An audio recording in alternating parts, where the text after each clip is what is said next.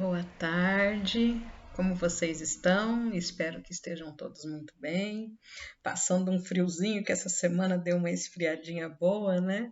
Quem acorda cedo teve problemas.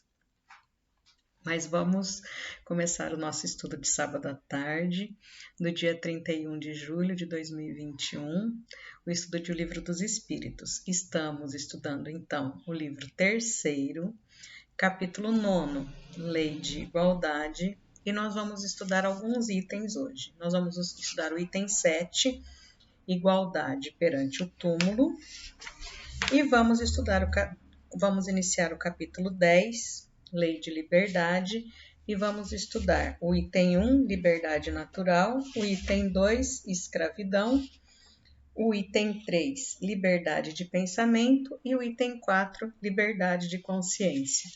Olha quanta coisa que nós vamos falar hoje, mas vocês vão ver que vai ser muito tranquilo, muito gostoso. Vamos lá, vamos começar o nosso estudo então? Vamos lá. Pergunta 823 de O Livro dos Espíritos, que aqui na minha tradução está na página 277. Então, questão 823.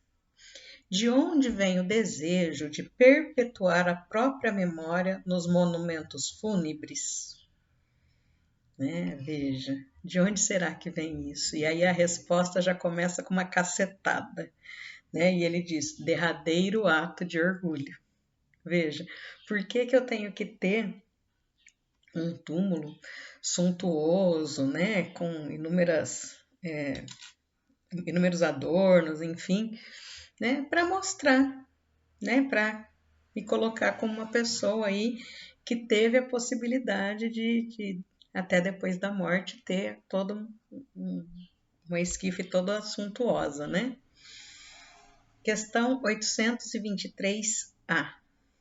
Mas a suntuosidade dos monumentos fúnebres não é, na maioria das vezes, determinada pelos parentes que desejam honrar a memória do falecido, e não por este? Veja, então, às vezes não foi a pessoa que faleceu, o espírito que desencarnou, mas os seus familiares. E aí? Não é o orgulho daquele que desencarnou.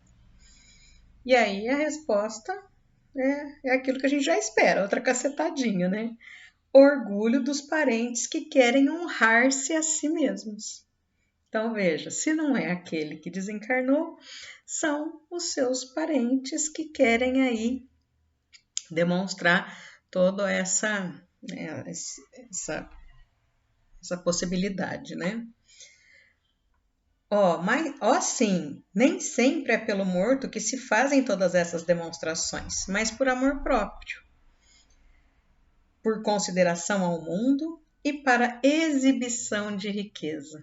Olha que coisa, Que às vezes a gente não para pensar, mas eu não sei aí vocês, mas eu acho bastante interessante quando tenho a oportunidade de entrar em algum cemitério, observar esses túmulos, e as esculturas, as lápides, enfim. Porque eu vejo assim uma grande questão histórica, mas a gente realmente vê um grande empenho, de demonstrar a sua posição. E aí vamos lá. Crês que a lembrança de um ser querido seja menos durável no coração do pobre, porque ele só pôde colocar uma flor sobre a sua tumba? Crês que o mármore salva do esquecimento aquele que foi inútil na terra? Muitas vezes aqueles túmulos tão suntuosos não têm sequer uma oração feita em favor daquele espírito, Está ali sendo mantido aí, às vezes, por alguém ali que é pago para isso, mas que aquilo ali é simplesmente um motivo de exibição mesmo. Infelizmente, a pessoa que desencarnou não recebe a mesma atenção, o mesmo cuidado, Então, ele coloca mesmo como essa questão da exibição do nosso orgulho, dessa nossa soberba aí, que ainda temos um pouquinho, 824. Reprovais de maneira absoluta as pompas fúnebres, quer dizer, não estou lá para fazer nada, não posso, fazer alguma coisa, mas melhor e tal. E ele fala, não, né? Quando a homenageiam a memória de um homem de bem, são justas e de bom exemplo. Então veja, mas normalmente esses grandes espíritos que nos servem de exemplo, eles não querem nada suntuoso, né? Mas quando isso é feito em memória a uma pessoa que nos trouxe grandes exemplos, que trouxe grandes contribuições para a humanidade, tudo bem, né? É a memória de uma pessoa que foi importante para aquela sociedade. Não é simplesmente uma demonstração de soberba, né? E aí ele tem um comentário que é aquele que termina, né? A tumba é o lugar de encontro de todos os homens. Nela se findam impiedosamente todas as distinções humanas. É em vão que o rico tenta perpetuar a sua memória por meio de faustosos monumentos. O tempo os destruirá como aos seus próprios corpos. Assim o quer a natureza. A lembrança de suas boas e más ações será menos perecível que seu túmulo.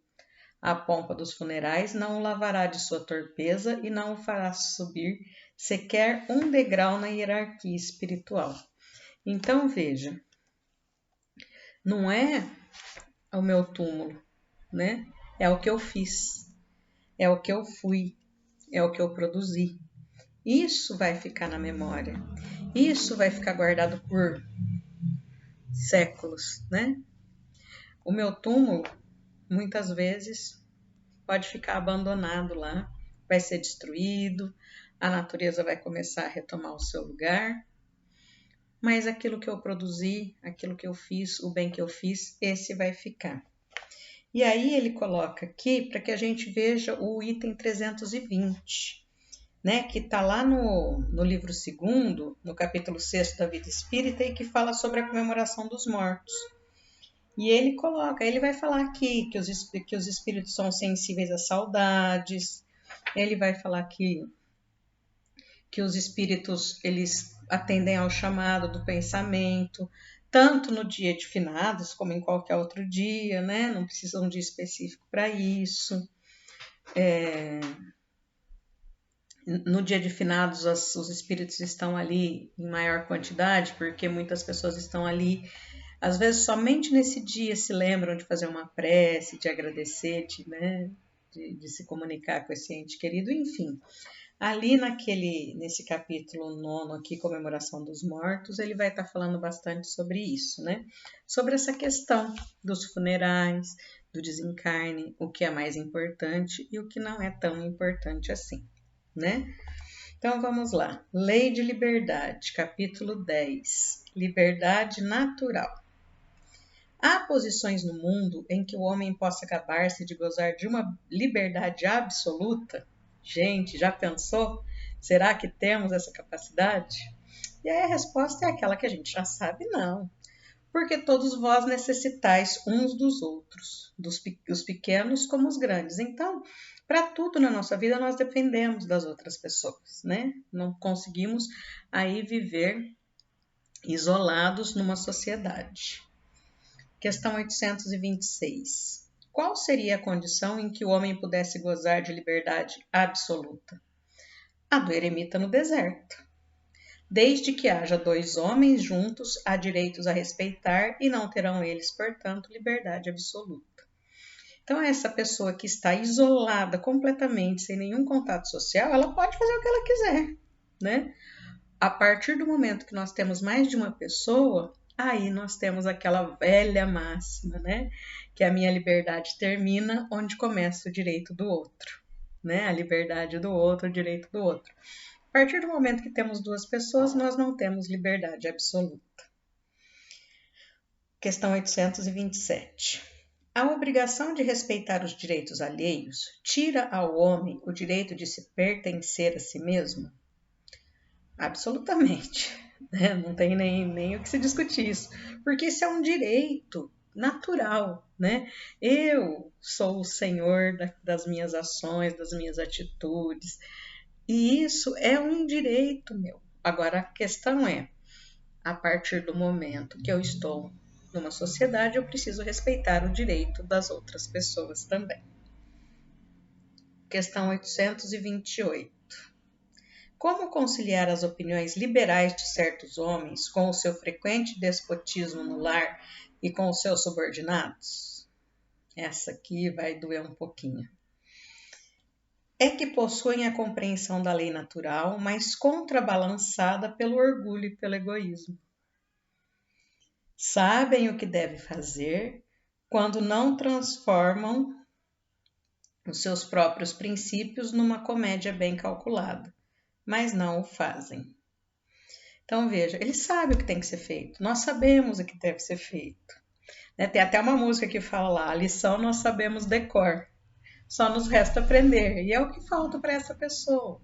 Ela tem lá o conteúdo, mas ela ainda não transformou isso em atos. Questão 828A. Os princípios que professaram nesta vida lhes serão levados em conta na outra? Quanto mais inteligência tem o homem para compreender um princípio, menos excusável será de não aplicar a si mesmo. Na verdade, vos digo que o homem simples, mas sincero, está mais adiantado no caminho de Deus do que aquele que aparenta o que não é. Então, essa aqui é aquilo que a gente fala, né? Se a gente tem um dia de espiritismo, a gente já tem responsabilidade, né? Então, quanto maior o meu conhecimento, maior a minha responsabilidade. Não tem como fugir disso, né? Quanto mais eu sei, mais eu tenho obrigação de transformar isso em atos, em palavras, para que eu possa, então, colocar em prática tudo que eu sei. Acabamos o primeiro vídeo aqui, nos vemos daqui a pouquinho.